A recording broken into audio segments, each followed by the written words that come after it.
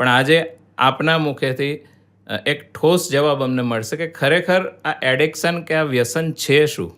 તો આ એડિક્શન હોય છે કઈ કઈ ટાઈપના, કયા કયા પ્રકારના?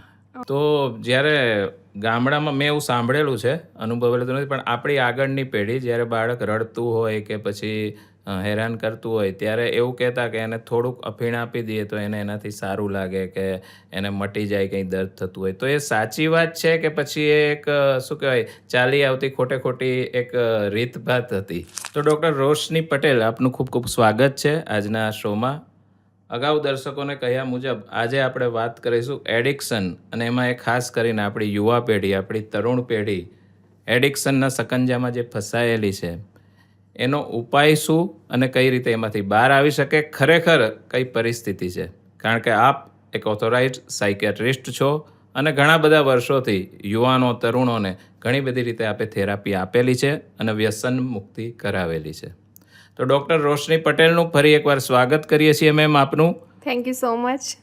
અને આજના વિષયને અનુરૂપ પહેલો જ સવાલ છે કે ઘણી બધી જગ્યાએ અમે વાંચ્યું હોય છે, જોયું હોય છે, સાંભળ્યું હોય છે, પણ આજે આપના મુખેથી એક ઠોસ જવાબ અમને મળશે કે ખરેખર આ એડિક્શન કે આ વ્યસન છે શું? ઓકે, તો એડિક્શન એટલે એક એવો ન્યુરોલોજિકલ ડિસઓર્ડર છે કે જેની અંદર માણસને પરસિસ્ટન્ટલી અને રિપીટેટિવલી એવી વસ્તુ કરવાની ઈચ્છા થાય છે કે જેમાં માણસને ખ્યાલ તો છે જ કે આનું નેગેટિવ કોન્સિક્વન્સીસ છે, આ લાંબા ટાઈમ લેવાથી મને કોઈ આનો ફાયદો નથી બલ્કિ નુકસાન જ થવાનું છે, તેમ છતાં પણ માણસ જ્યારે એને રોકી નથી શકતો તો આપણે ત્યારે એને એડિક્શન કહીએ છીએ. અચ્છા, એને વારંવાર એ કાર્ય કરવાની કે વ્યસન કરવાની ઈચ્છા થાય અને પોતાની જાતને કદાચ રોકી ના શકે. તો આ એડિક્શન હોય છે કઈ કઈ ટાઈપના, કયા કયા પ્રકારના? ઓકે, નોર્મલી જ્યારે આપણે એડિક્શન વિશે વાત કરીએ છીએ તો લોકોને એવું લાગે છે કે ખાલી સબસ્ટન્સ રિલેટેડ એડિક્શન છે. સબસ્ટન્સ યાની કે જે આપણે વાત કરીએ તો નિકોટિન. નિકોટિનમાં પાન મસાલા, ગુટકા, માવો એ બધી વસ્તુ આવે.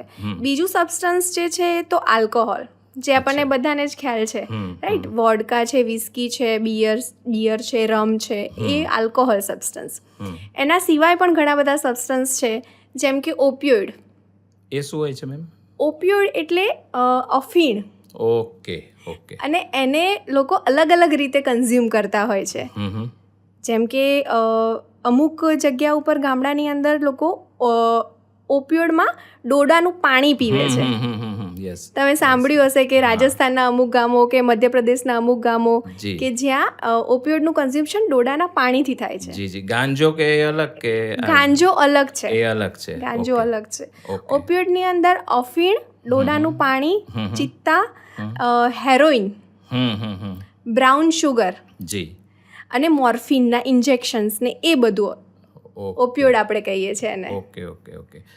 તો જ્યારે ગામડામાં મેં એવું સાંભળેલું છે, અનુભવેલું તો નથી, પણ આપણી આગળની પેઢી જ્યારે બાળક રડતું હોય કે પછી હેરાન કરતું હોય ત્યારે એવું કહેતા કે એને થોડુંક અફીણ આપી દઈએ તો એને એનાથી સારું લાગે, કે એને મટી જાય, કંઈ દર્દ થતું હોય. તો એ સાચી વાત છે કે પછી એ એક શું કહેવાય ચાલી આવતી ખોટે ખોટી એક રીતભાત હતી?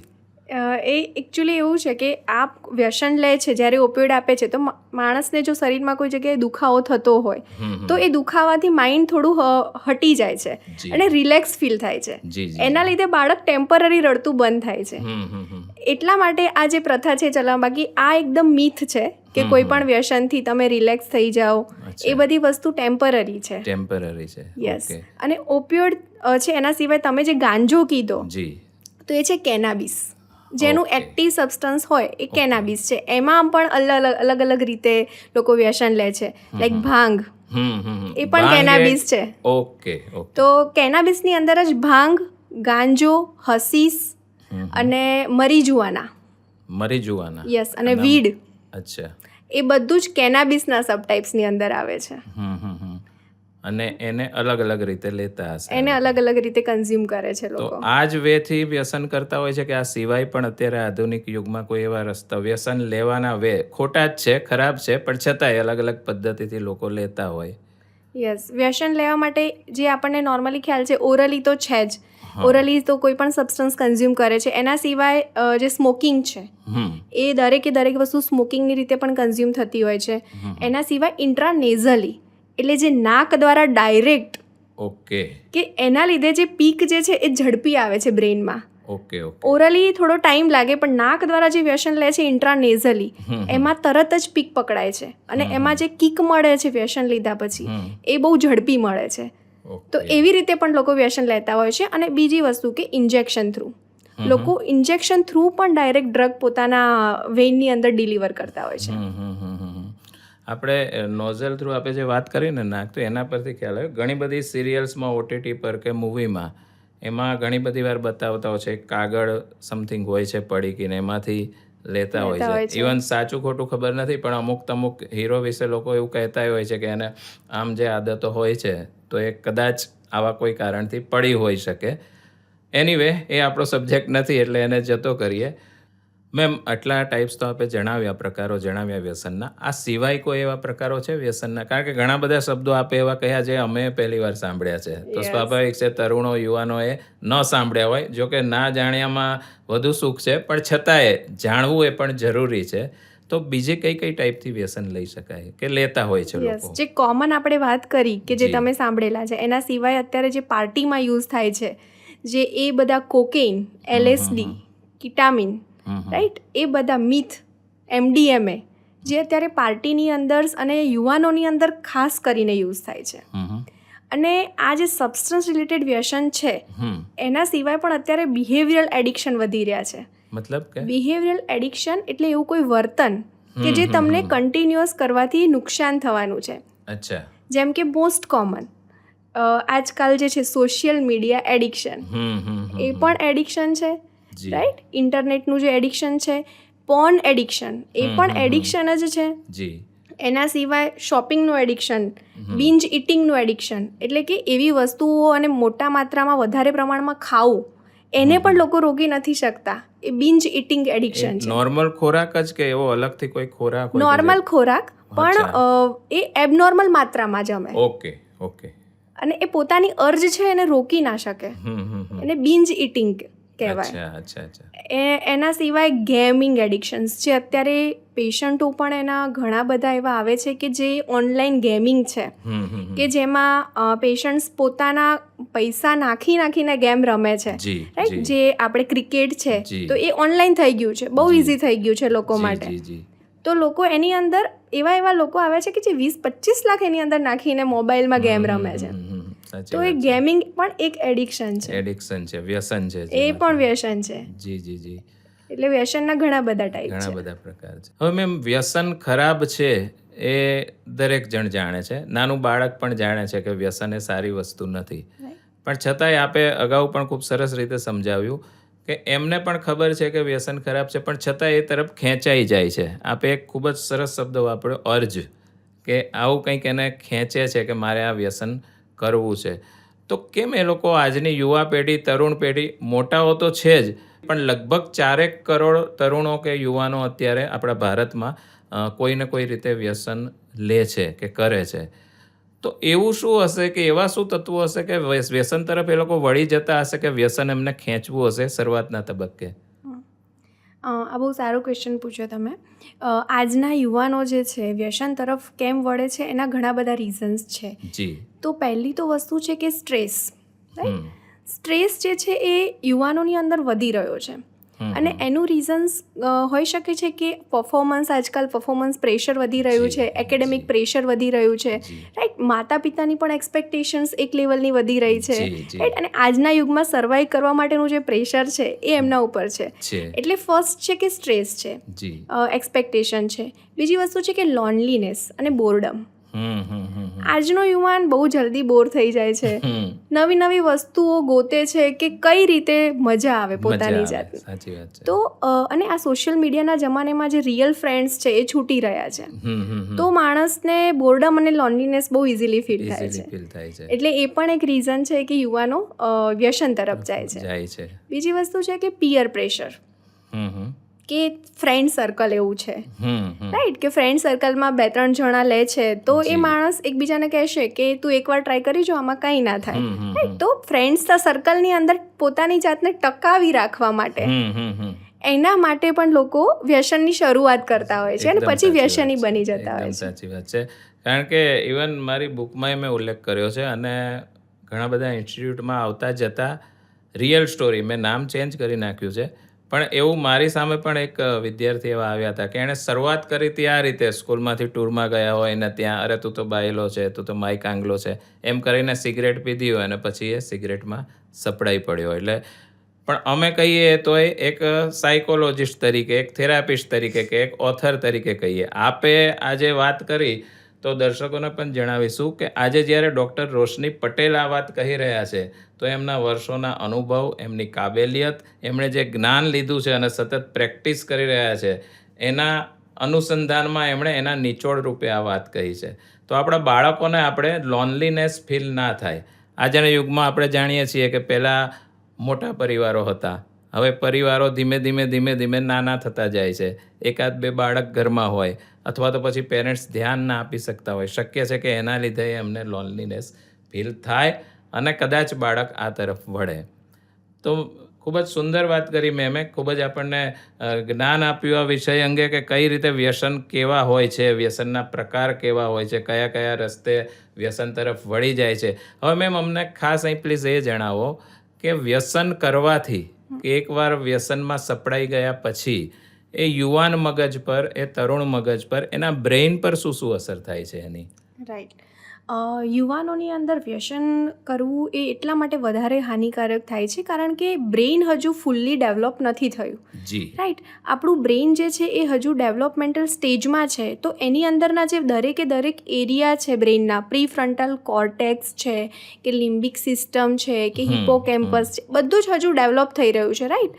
તો હવે તમે બાળકને વ્યસન આપશો તો બાળક વ્યસન લેશે અને બ્રેઇનની અંદર એવા ચેન્જીસ થશે કે જેના લીધે એનું જે બ્રેઇન જે ડેવલપ થવું જોઈએ નોર્મલી એ નહીં થાય અને આગળ જતાં એની પર્સનાલિટીમાં પણ ચેન્જીસ થઈ જશે. જે નોર્મલ પર્સનાલિટી બનશે એ અલગ બનશે અને જે વ્યસન કરશે એ બાળકની પર્સનાલિટીમાં પણ ઘણા ચેન્જીસ જોવા મળે છે. એમાં હું તમને કહું તો ચેન્જીસમાં પ્રીફ્રન્ટલ કોર્ટેક્સ એટલે આપણું એવું મગજ કે જે આપણું ડિસિઝન લે છે, રાઈટ, એ સાચું ખોટું શું છે એ સમજે છે, રાઈટ. એ બધી વસ્તુઓ એ પ્રીફ્રન્ટલ કોર્ટેક્સ અફેક્ટ થશે. તો એ જે વ્યસન કરવાવાળો માણસ હશે એ સાચા ખોટાનું ડિસિઝન લેવું, રાઈટ, એ બધું નહીં કરી શકે. બીજી વસ્તુ કે લિમ્બિક સિસ્ટમ અફેક્ટ થશે, તો એ આપણા ઇમોશન્સને માટે છે, રાઈટ. તો ઇમોશન્સ જે વ્યસનવાળું માણસ હશે એ પોતાના ઇમોશન્સ જે છે એ કંટ્રોલ નહીં કરી શકે, એની આખી ઇમોશન્સની પેટર્ન ડિસરેગ્યુલેટ થઈ જશે.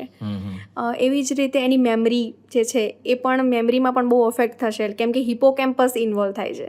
તો મેમરી જે છે એ પણ વ્યવસ્થિત રીતે નહીં બને અને તમારી જે લોંગ લાસ્ટિંગ મેમરી છે, કેપેસિટી છે, એ પણ એમાં અફેક્ટ થશે. એટલે એના એટીટ્યૂડ, એનું વર્તન, એનું કેરેક્ટર, ઇવન એની સ્ટડી, મેમરી અને આવનારી લાઈફ પર પણ વ્યસન ખૂબ જ ખરાબ અસર પાડી શકે છે. હવે મેમ એ બાળક જ્યારે મોટું થયા પછી, દીકરી કે દીકરો જ્યારે સંસાર વસાવે ત્યારે એની જે રિપ્રોડક્ટિવ સિસ્ટમ આપણે કહીએ એના પર હાલના વ્યસન અસર કરી શકે ખરા? વ્યસનના લીધે ઘણા બધા હોર્મોનલ ચેન્જીસ પણ થાય છે. જી. અને વ્યસનના લીધે સેક્સ્યુઅલ પરફોર્મન્સમાં પણ અસર પડે છે, રાઈટ. લોંગ ટર્મ લેવાથી ઇરેક્ટાઇલ ડિસફંક્શન, પ્રીમેચ્યોર ઇજેક્યુલેશન્સ એવા બધા કેસીસ પણ વધી જાય છે અને ઇવન ફિમેલમાં ઇન્ફર્ટિલિટીના ચાન્સીસ પણ વધી જાય છે. જી. અને આજના યુગમાં તો ખરેખર બહુ આપણને જોવું નથી ગમતું હતું, પણ છતાં એ દેખાઈ જાય છે ક્યાંક કે આપણી દીકરીઓએ જે ટીન એજની છે, યંગ છે, એ દીકરીઓએ આપણે દીકરા દીકરીનો ભેદ નથી રાખતા, પણ છતાંય એક દીકરી તરીકે એને વ્યસન કરતી જોવા મળે છે અમુક વિસ્તારોમાં આપણે જ્યાં જોઈએ છીએ ત્યાં. તો આ જે રૂટીન વ્યસનના જે વે છે કે જે દ્વારા એ લોકો વ્યસન લે છે, આપે કહ્યું એમ અલગ પ્રકારે, આ સિવાય કોઈ ક્યાંક મેં સાંભળેલું છે કે વાંચેલું છે ઈ સિગારેટ સમથિંગ કંઈક આવે છે કે શું હોય છે અને એ કઈ રીતે એનાથી આ લોકો વ્યસન કરતા હશે, એ વિશે આપ પ્લીઝ જણાવશો થોડું? ઈ સિગારેટ એટલે electronic cigarettes. Okay, e for electronic. Yes, it's electronic cigarettes કે જે નોર્મલી માર્કેટમાં એવી રીતે લોન્ચ થઈ હતી કે વ્યસન છોડાવવા માટે, વ્યસન છોડાવવા માટે. યસ, વ્યસન છોડાવવા માટે. કારણ કે જે નોર્મલ સિગારેટ છે એના કરતાં ઈ સિગારેટનું એવી રીતે છે કે એ એક કન્ટિન્યુઅસ લેવલ ઉપર સ્મોકિંગ થઈ શકે. કેમ કે પેલામાં પીક લેવલ પર મળે, જ્યારે સ્મોકિંગ કરો તરત જ તમને પીક મળે. ઈ સિગારેટમાં કન્ટિન્યુઅસ સ્ટેડી સ્ટેટ લેવલ જતું હતું નિકોટિનનું. તો એ ધીરે ધીરે વ્યસન છોડવા માટે યુઝ થઈ રહી છે. ઓકે. એના માટે છે. પણ લોકો હવે એવું ઈ સિગારેટ્સ લેવા માંડ્યા છે કે આ તો નોર્મલ છે, પણ એનું બી એક્સેસિવ યુઝ કરવો એ એબ નોર્મલ છે. અચ્છા. તો એક્ઝેક્ટ ઇન્સ્ટ્રુમેન્ટ શું હોય છે? પેન ટાઈપનું કંઈ હોય છે કે એને ચાર્જ કરવાનું હોય છે ઈ સિગારેટ કે છે એટલે, કે પછી એમાં શું એન્ટર કરવાનું હોય છે? મીન્સ કે વ્યસન માટે એની અંદર નિકોટિન જ હોય છે. નિકોટિન જ હોય છે. ઓકે. અને ઓનલાઈન મંગાવીને આ બધું હા. ઘણી બધી જગ્યાએ જોવા મળે છે. હવે વ્યસન કઈ રીતના હોય છે, કેટલી ટાઈપના હોય છે, કયા કયા રસ્તે વ્યસન નુકસાન કરે છે તો જાણીએ જ છીએ. આજે વધુ સારી રીતે આપણે સમજ્યા. હા, તો મેમ વ્યસનથી ખરેખર બિહેવિયરમાં, વર્તનમાં શું શું ફેરફાર આવી શકે જે વ્યસની છે એ વ્યક્તિના વર્તનમાં, બિહેવિયરમાં, તરુણ હોય, યુવાન હોય કે કોઈ પણ ઉંમરનું વ્યક્તિ હોય? ઓકે. તો જે વ્યસન લેતું હશે જી. તો તમે જોશો તો એનો મોટા ભાગનો સમય વ્યસન તરફ કાઢશે. મતલબ મોટો ભાગનો લાઈક 24 કલાકની અંદર એને મોટા ભાગે વ્યસન જ દેખાશે. તો એ પોતાનો મોટા ભાગનો સમય વ્યસનમાં નીકાળશે. બીજી વસ્તુ, એના પૈસા, લાઈક તમારા પોતાના પૈસા, કેમ કે વ્યસન બી મોંઘા આવે છે આજકાલ, રાઈટ? તો પૈસાનો મોટો વ્યર્થ જે છે એ વ્યસન તરફ જશે. જેમ કે એના માટે એ રિસ્કી બિહેવિયર પણ કરશે. જેમ કે ઘરેથી ચોરી કરવી, રાઈટ? મમ્મી પપ્પાને જૂઠું બોલવું, રાઈટ? જૂઠું બોલીને જવું ફ્રેન્ડ્સ જોડે. તો આ બધા બિહેવિયર્સ જે છે એ નોટિસ કરવાના છે, કે જે ઇનિશિયલી જ આ નોટિસ થઈ જાય તો આપણને ખ્યાલ આવી જાય કે અહીંયા કંઈક પ્રોબ્લેમ છે, તો આપણે એની ટ્રીટમેન્ટ કરી શકીએ. તો આવા વર્તનમાં ચેન્જીસ આવે છે. બીજી વસ્તુ, બાળક પોતાની સેલ્ફ કેર નેગ્લેક્ટ કરશે. એટલે કે પોતાના સેલ્ફ કેર ઉપર ધ્યાન નહીં આપે, લગર વગર રહેશે, યા પછી પહેલાં જેવા ટનાટન થઈને જેમ જતા હતા એવી રીતે નહીં જાય. કેમ કે એને એ વસ્તુની પડી જ નથી. માઇન્ડમાં એક જ વસ્તુ દેખાય છે, એ છે વ્યસન, રાઈટ? તો સેલ્ફ કેર પર. અને બીજું, એનું સ્કૂલ એકેડેમિક પરફોર્મન્સ ડિક્રીઝ થતું જશે, રાઈટ? તમે જોશો કે પહેલાં જે માર્ક્સ આવતા હતા, પહેલાં જે રીતે એ સ્કોલર હતો, તો એ ધીરે ધીરે ગ્રેજ્યુઅલી ડિટોરિએટ થઈ રહ્યું છે, રાઈટ? તો આ બધી વસ્તુઓ જે છે એ અર્લી બિહેવિયર સાઇન અને સિમ્ટોમ્સ તમારે નોટિસ કરવા પડે. એના લીધે તમે એ વસ્તુને આગળ પ્રિવેન્ટ કરી શકો. જી. અહીં ડૉક્ટર રોશનીજીએ ખૂબ જ સુંદર વાત કરી છે. આપણા પેરેન્ટિંગના જે કોઈ ટ્રેનર્સ હોય, હું હોઉં કે બીજા કોઈ પણ, એ એક કન્ટેન્ટ એડ કરી શકે કે જે પેરેન્ટિંગ આપણે શીખવીએ છીએ અથવા તો પેરેન્ટ્સ પણ ક્યાંકથી વાંચે છે, સમજે છે. એમાં આ એક પોઈન્ટ જોડવા જેવો છે કે એવું માની લેવાની ભલે જરૂર નથી કે મારું બાળક વ્યસની છે, પણ મેં કહ્યા એ ફેરફારો જો અચાનક આપણને એનામાં જોવા મળે, અચાનક રિઝલ્ટ એનું ડાઉન જવા માંડે, અથવા તો પછી અચાનક જ એ સેલ્ફ કેર લેતું બંધ થાય, અચાનક બેધ્યાન રહેવા માંડે, તો એકવાર તો તપાસ કરવી પડશે કે બાળક ક્યાં જાય છે, શું કરે છે, અને ક્યાંક એ વ્યસનમાં તો નથી સપડાઈ ગયા ને? એકદમ સાચી વાત છે. જી. હવે મેમ, વ્યસન બાળક કરે છે એને કઈ રીતે આપણે પીછાણી શકીએ, અથવા તો કઈ રીતે પછીથી આપણે એ પણ વાત કરીશું કે કઈ રીતે આપણા બાળકને આપણે કેર કરી શકીએ. પણ અહીં મને એ સવાલ થાય છે કે આપણે સેલ્ફ કેર કે પછી રિઝલ્ટમાં ગિરાવટ આવે, રિઝલ્ટ ઓછું આવે, આ બધું તો કહ્યું, એ સિવાય કોઈક એવું વર્તન હોય છે ખરું કે જોઈને આપણને મોટું હોય કે નાનું હોય, જે તે વ્યક્તિ ઘણીવાર કેવું હોય છે કે એક જ ઘરમાં સાથે જ રહેતા હોઈએ પણ આપણને ખ્યાલ નથી આવતો હોતો આજના વ્યસ્ત શિડ્યુલવાળી લાઈફમાં, તો એવું શું કોઈ એના શરીરની સ્મેલમાં કોઈ પરિવર્તન આવે, અથવા તો પછી એના શરીરમાં કોઈ એવા અચાનક ચેન્જીસ આવે કે આપણને લાગી શકે કે કદાચ આ વ્યસની થઈ ગયા હોય? ઇનિશિયલી ફેઝમાં શરીરમાં કોઈ ચેન્જ તમને નહીં જોવા મળે. લાઈક એના માટે તો તમારે યુરિન ટેસ્ટ ને એ બધું કરાવવું પડશે. ઓકે. કે યુરિનના અંદર ટેસ્ટ કરાવવાથી અમુક વ્યસન્સ મળે છે, એ તો યુરિન ટેસ્ટ એનો એક વિકલ્પ છે. બીજી વસ્તુ છે કે તમે જે કીધું કે કઈ રીતે ખબર પડે, બાળક જે છે એ જે નોર્મલ સોશિયલી કોમ્યુનિકેટ કરતું હોય, માતા પિતા સાથે બેસીને વાતચીત કરતું હોય, તો એ પોતાની જાતને વધારે આઇસોલેટ રાખવા માંડે. ઓકે. લાઈક પોતે પોતાનો ટાઈમ મોટા ભાગે એકલો પસાર કરે, યા પછી એવા લોકો સાથે પસાર કરે કે જે વ્યસની હોય, કે જેમાં એને કંપની મળી શકે, રાઈટ? તો એ આઇસોલેશન્સ તરફ જાય. બીજી વસ્તુ કે બાળક જે છે એના મૂડ ચેન્જીસ આવી જાય, જેમ કે વ્યસન નથી મળ્યું, રાઈટ, તો એના લીધે એના મૂડમાં ઘણા બધા ફ્લક્ચ્યુએશન્સ જોવા મળશે, કે ઇરિટેબલ થઈ જવું, ગુસ્સો આવી જવો, જેનું ટેમ્પર જે છે તમને લાગે કે શોર્ટ ટેમ્પર થતો જાય છે ધીરે ધીરે. લાઈક આ બધી વ્યસનની જે વસ્તુઓ છે એ તમે બાળકના બિહેવિયરમાં ઓબ્ઝર્વ કરો તો તમને ખ્યાલ આવી જાય કે હા કંઈક અલગ વસ્તુ છે. ઓકે, હવે તમારી પાસે આજ સુધી જે કોઈ વ્યસન મુક્તિ માટે કે વ્યસનીના જે કોઈ કેસ આવ્યા હોય કે કોઈ ક્લાયન્ટ કે સબ્જેક્ટ જે કંઈ આપની ભાષામાં કહેવાતું હોય, તો એમાં સૌથી નાની ઉંમરનું કયું પેશન્ટ કહો કે કયું વ્યસની વ્યક્તિ કહો કે તમારી પાસે આવ્યું હોય આમાંથી બહાર આવવા માટે? રાઈટ, તો નાની ઉંમર એટલે વ્યસન માટે તો 15 વર્ષના બાળકો પણ આવે છે, અને આજકાલ 15 થી 20 વર્ષની અંદર વ્યસન વધારે જોવા મળે છે. અચ્છા, રાઈટ, તો એ નાની ઉંમરમાં ચાલુ થઈ જાય છે. પહેલાં જેવું હતું કે લાઈક અમુક ઉંમર પછી સ્ટાર્ટ થતું હતું, પણ અત્યારે કેવું છે કે અમુક મેં એવા પણ જોયા છે કે ફેમિલીમાં કોઈ વ્યસન અગર કરતું હોય તો બાળક એને ઇમિટેટ કરે છે. જેમ કે ફેમિલીમાં કોઈ ગ્રાન્ડફાધર કે ફાધર યા કાકા યા વોટ એવર કોઈ વ્યસન કરતું હોય તો બાળકને એ વધારે ઇઝીલી અસેસિબલ થઈ જાય છે. સાચી વાત છે, બીડીના ઠૂઠિયા યસ, એ જોઈને પીતા હોય છે. જી, સાચી વાત છે. અને એવા કોઈ વ્યક્તિઓ કે જે ખરેખર વ્યસનમાંથી એમને બહાર આવવું છે, એવી જિજ્ઞાસા છે કે મારા વ્યસનને છોડી દેવું છે, આપણે પોતાને એવું લાગ્યું હોય કે સારું કહેવાય, હું એપ્રિસિએટ કરું છું કે આ ઉંમર પછી પણ આવું ઈચ્છી રહ્યા છે એમની બાળકો કે બાળકોના ભલા માટે, એવું સૌથી મોટી ઉંમરનું આપની પાસે આજ સુધીમાં કયું એવું પેશન્ટ કે વ્યસની આવ્યું હશે? મોટી ઉંમરમાં તો કેવું છે કે મોટી ઉંમરમાં વ્યસન્સમાં મોટા ભાગે મેં જોયું છે કે નિકોટિન એટલે સ્મોકિંગ, એના પેશન્ટ્સ વધારે આવે છે. અને એક મેં તમને કીધું કે અફીણ એટલે દોડવાનું પાણી, એ લોંગ ટર્મ સુધી લેતાવાળા પેશન્ટ્સો હોય છે, તો એ મોટી ઉંમરે આવે છે. અને એ લોકોને વ્યસન છોડવું હોય છે એનું રીઝન એના ફિઝિકલ પ્રોબ્લેમ્સ હોય છે.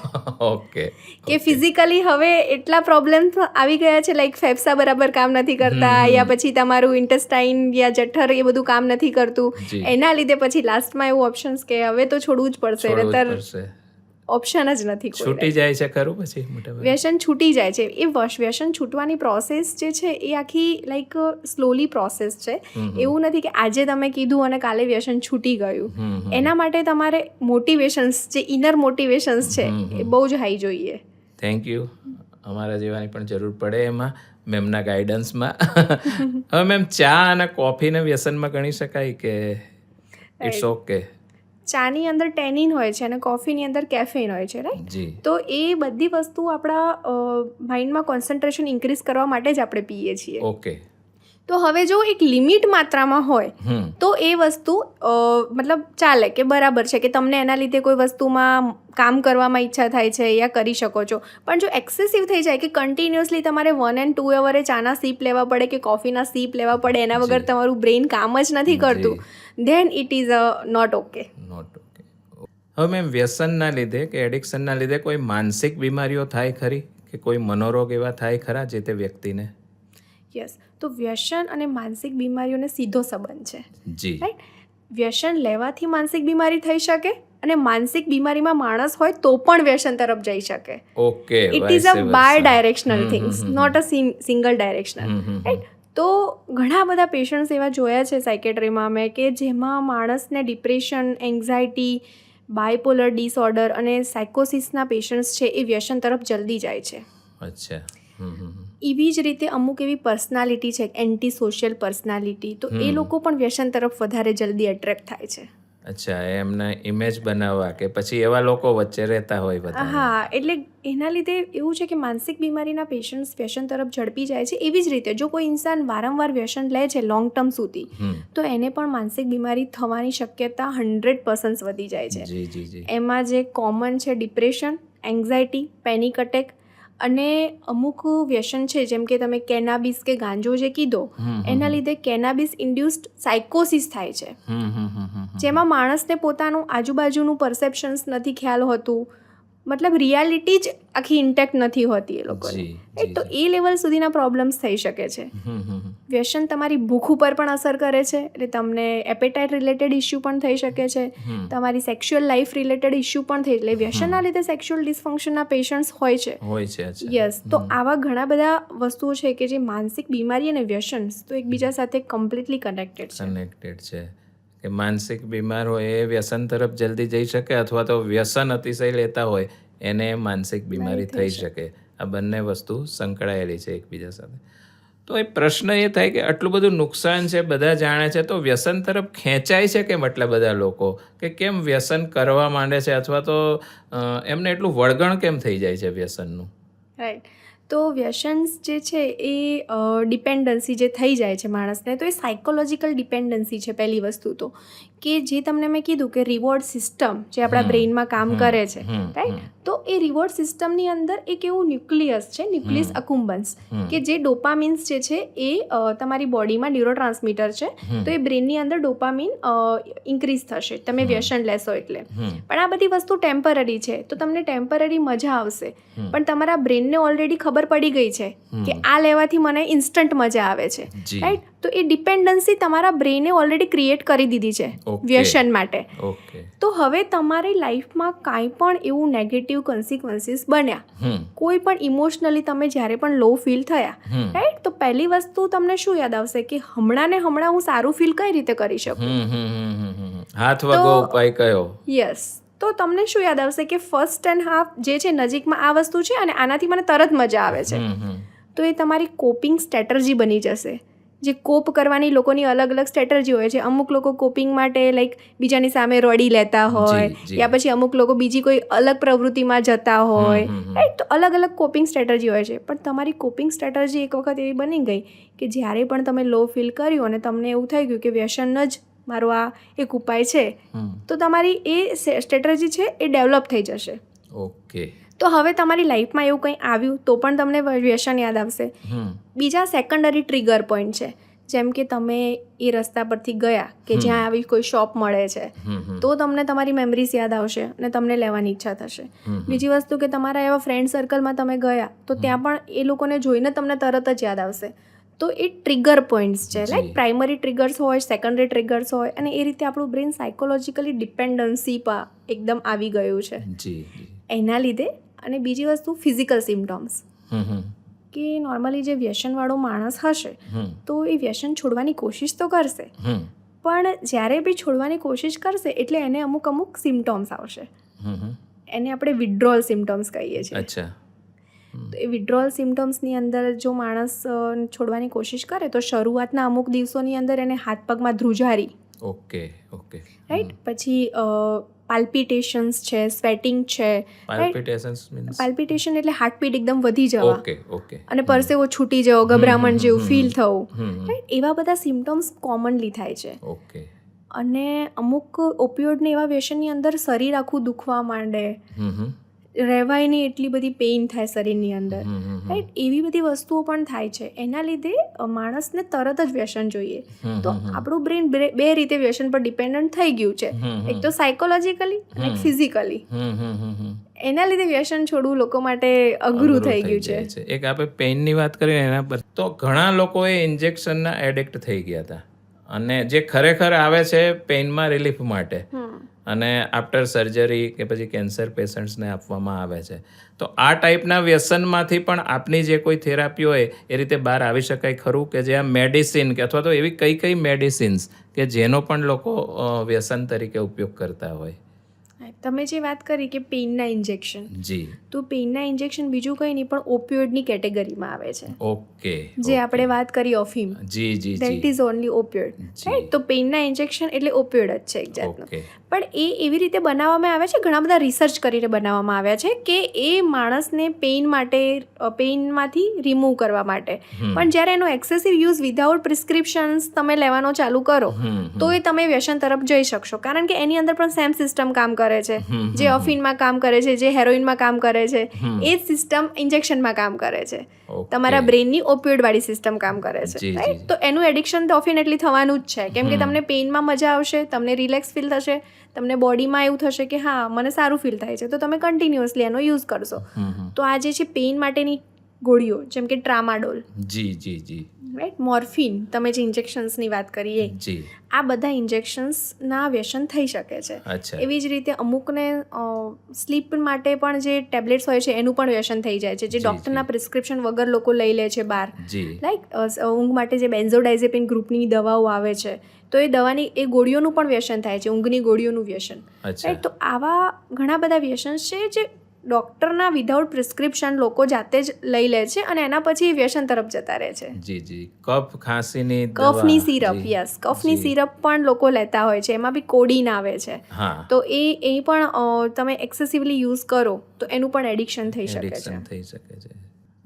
તો મેમ એ જણાવશો પ્લીઝ કે ખરેખર વ્યસનમાંથી છૂટવા માટેના રસ્તા શું, કઈ રીતે એમાંથી છૂટી શકાય અને કોઈ પણ થેરાપી એમાં કઈ રીતે બેનિફિશિયલ છે? રાઈટ. તો વ્યસન માટે છૂટવા માટે પહેલાં તો આપણે એક્સેપ્ટન્સ લાવવું પડશે, એક્સેપ્ટ કરવું પડશે કે આ એક ડિસઓર્ડર છે, રાઈટ? આ કંઈ આદત નથી સામાન્ય કે જે માણસ એમની રીતે કરી રહ્યો છે, રાઈટ? તો પહેલાં તો એ વસ્તુ એક્સેપ્ટ કરશો તો જ તમે એની ટ્રીટમેન્ટ લેવા જશો, રાઈટ? તો એક્સેપ્ટન્સ ઇઝ ધ મેઇન વસ્તુ. એના પછી છે સોશિયલ સપોર્ટ. ફેમિલીનો સોશિયલ સપોર્ટ બહુ જ ઇમ્પોર્ટન્ટ છે, કારણ કે માણસને ખુદની ઈચ્છા હોય છે પણ માણસ એ વસ્તુ કરી નથી શકતો, આવી નથી શકતો, એ સ્ટેપ નથી લઈ શકતો, ફર્સ્ટ સ્ટેપ ક્યારેક. તો એમાં ફેમિલી અગર જો મોટિવેશન્સ આપે અને જો ફેમિલી એને સપોર્ટ કરે કે ના અમે તારી સાથે છીએ, અમે આમાં તને જે પણ પ્રોબ્લેમ થશે આમાં અમે તારી સાથે ઊભા છીએ, તો માણસ થોડુંક વધારે સારી રીતે મોટિવેટ થઈ શકે. તો સોશિયલ સપોર્ટ બીજી વસ્તુ છે. ત્રીજી વસ્તુ છે કે રાઇટ ગાઈડન્સ બહુ જરૂરી છે. રાઈટ. તો વ્યસનમાં જો તમને રાઇટ ગાઈડન્સ મળે તો વ્યસન છૂટી શકે છે. જેમ કે વ્યસન માટે તમે સાયકેટ્રિસ્ટ પાસે અગર જાઓ તો એમાં એનું આખું સેશન હોય છે, લાઈક થેરાપી સેશન્સની અંદર મોટિવેશન્સ થેરાપી હોય છે. મોટિવેશન્સ એટલે તમારું જે ઇનર જે તમને પ્રોબ્લેમ થઈ રહ્યો છે એ મોટિવેશન ઇન્ક્રીઝ કરવાનું, લાઈક વ્યસન છોડવા માટેના મોટિવેશન્સ જોઈએ છે લોકોને. હા, કેમ કે ઘણીવાર કેવું હોય છે કે લોકો ઇન્ટરનલ મોટિવેશનથી આવતા હોય છે કે ખુદને છોડવું છે, અને ઘણી વખત એવું છે કે બાજુવાળાને મારી ફેમિલીને નથી ગમતું એટલે છોડવું છે, તો એક્સટર્નલ ફેક્ટર થઈ ગયું, રાઈટ? એમાં તમને અંદરની ઇનર ડિઝાયર છે નહીં. તો ઇન્ટરનલ ને એક્સટર્નલ બંને ટાઈપના મોટિવેશન્સ હોય છે લોકોના વ્યસન છોડવા માટે. તો એમાં પ્રોપર થેરાપીની અંદર લોકોને એ વસ્તુ મોટિવેશનલ એનું ઇન્ક્રીઝ કરવાનું છે કે જેથી કરીને વ્યસન છોડી શકે, રાઈટ? તો એ પ્રોપર કાઉન્સિલિંગ ટેકનિક્સ છે. એના સિવાય અમુક એવી ટ્રીટમેન્ટ્સ છે, ટેબ્લેટ્સ અવેલેબલ છે માર્કેટની અંદર કે જે તમને આ બધી વસ્તુમાં છોડવા માટે વધારે સારી રીતે હેલ્પ કરી શકે એમ છે. જેમ કે મેં તમને જે કીધું કે વિડ્રોલ સિમ્ટમ્સ આવે છે આપણને, તો એમાં ઘણી બધી એવી ટેબ્લેટ્સ હોય છે કે જે તમને વિડ્રોલ સિમ્ટમ્સમાં કંટ્રોલ કરી આપે, એટલે તમારા માટે છોડવું ઇઝી થઈ જાય. તો એ બધી ટ્રીટમેન્ટ સાયકેટ્રિસ્ટ પાસે હોય છે. એના સિવાય પટેલનો કોઈને પણ સંપર્ક કરવો હોય, એમના જ્ઞાનનો લાભ લેવો હોય તો અહીં આપણે તેમના હોસ્પિટલનું, ક્લિનિકનું સરનામું, એમનો કોન્ટેક્ટ નંબર આપેલો છે. આફ્ટર એપોઇન્ટમેન્ટ ફોન ઉપર વાત કર્યા પછી આપ ત્યાં જઈ શકો છો. થેન્ક યુ સો મચ મને અહીંયા બોલાવવા માટે. જી મેમ, થેન્ક યુ આપનું કે આપ આવ્યા, અને ઘણા બધા લોકોને આજની વાતચીત પરથી ઘણું બધું નોલેજ પણ મળ્યું હશે અને ઘણા બધાના માટે નવા રસ્તા પણ ખુલ્યા હશે પ્રગતિ માટેના, પ્રોગ્રેસ માટેના. યસ, આઈ હોપ કે ઇટ્સ હેલ્પ્સ અને લોકો આના પર સ્ટેપ લે અને જેમ બને એમ ઝડપી એડિક્શનમાંથી બહાર આવે. જી ma'am, thank you very much. ખૂબ ખૂબ શુભકામનાઓ કે ખૂબ જ ઝડપથી આપ એક વ્યસની જીવનમાંથી એક સફળ, એક શુદ્ધ અને પરિવાર, સમાજ, રાષ્ટ્ર અને પૂરા વિશ્વના હિત માટે એક તંદુરસ્ત યુવાન, તંદુરસ્ત તરુણ, તંદુરસ્ત નાગરિક તરીકે આપની જાતને આપ ડેવલપ કરો. ખૂબ ખૂબ શુભકામનાઓ, શુભેચ્છાઓ. Once again thank you very much. Doctor Roshni Patel, cameraman Manish પરાસરનો પણ ખૂબ ખૂબ આભાર, અને સાઉન્ડ એન્જિનિયર શ્રી પાર્થભાઈ પીઠડિયાનો પણ ખૂબ ખૂબ આભાર. Thank you very much. મેં હું આપકા રાજન.